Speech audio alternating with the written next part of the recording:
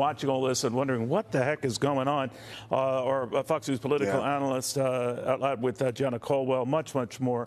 He knows of what he speaks. Tragically lost his brother earlier this summer, Christian.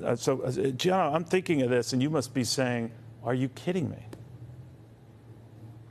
No, Neil, I'm saying I'm pissed the hell off. And I was just in Chicago this past week on a story about this very issue. And I'll tell you, if the Democrats actually read the bill, which they're calling criminal justice reform, it is not criminal justice reform.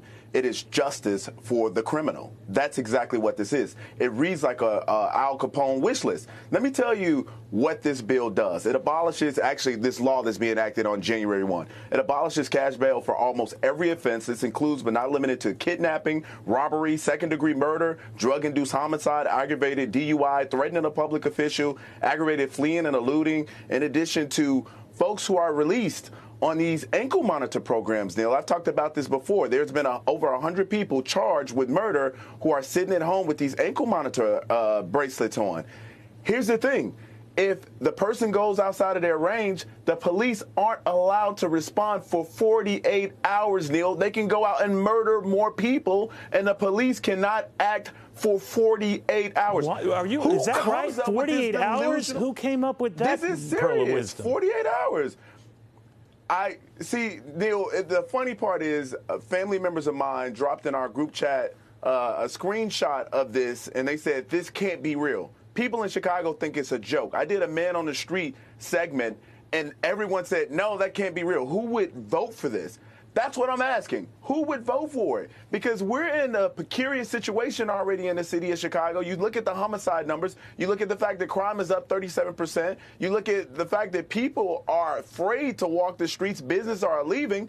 And on January 1, you're about to make life for so many residents, whether it be in Chicago or the surrounding suburbs or anywhere in Illinois, far worse. And this needs to come to an end. They need to repeal this immediately. I don't know what J.B. Pritzker was thinking, but this ain't it. You know, and you talk about Mayor Lightfoot as well. She spent more time recently talking about all the buses coming from Texas, from the border, and virtually no amount of time talking about the crime.